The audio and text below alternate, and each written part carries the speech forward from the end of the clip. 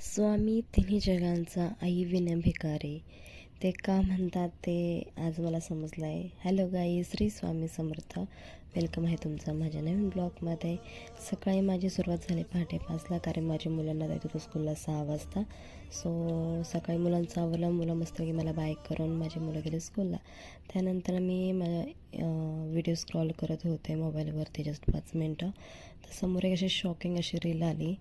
ती म्हणजे होती जपानमधल्या एका चिडियाघरातल्या माकडाच्या पिल्लाची.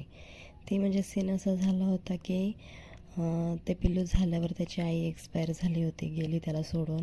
सो त्या पिल्लूला त्या नाही का म्हणजे त्याच्या आईची आठवण येत होती. सो तो दुसऱ्या माकडाकडे जात होता, पण त्याला जवळ करत नव्हते. तिथल्या कर्मचाऱ्याने त्याला एक टेडी आणून दिला, जो माकडासारखाच होता. सो ते पिल्लू त्याला आई म्हणून त्या टेडीकडे जात होता.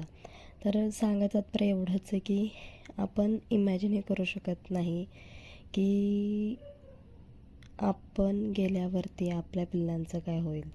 कारण की मला माहिती आहे, मी एक दिवस जरी बाहेर गेले ऑर्डरला किंवा काय, तर असं होतं कधी घरी येते आणि माझ्या मुलांना पहिला मिठीत घेते. तो आपण विचारच करू शकत नाही. आणि एक ती भीती असते मनात की आपल्याला काही झालं तर आपल्या मुलांचं काय होणार पुढे. आपल्या मुलांना आपण जेवढं जीव लावतो तेवढं दुसरे कोणीच लावू शकत नाही. कारण जी आपली जागा असते ते आपल्या मुलांच्या आयुष्यात कोणीच घेऊ शकत नाही. आणि ही रिॲलिटी आहे अख्ख्या जगातली, ते कोणीच नाकारू शकत नाही. त्याच्यामुळे एवढंच म्हणणं आहे की स्वतः फिट राहा आणि स्वतःच्या मुलांकडे लक्ष देणं ही आपली पहिली प्रायोरिटी आहे. त्याच्यामुळे मी ट्राय करते की वर्कआउट करते. मला जेवढं स्वतःला फिट ठेवता येईल मी तेवढं ठेवते. आणि बाकीच्या आईंना पण तेवढंच म्हणेल की तुम्ही स्वतःला फिट ठेवा आणि मुलांसोबत आपलं आयुष्य जगा.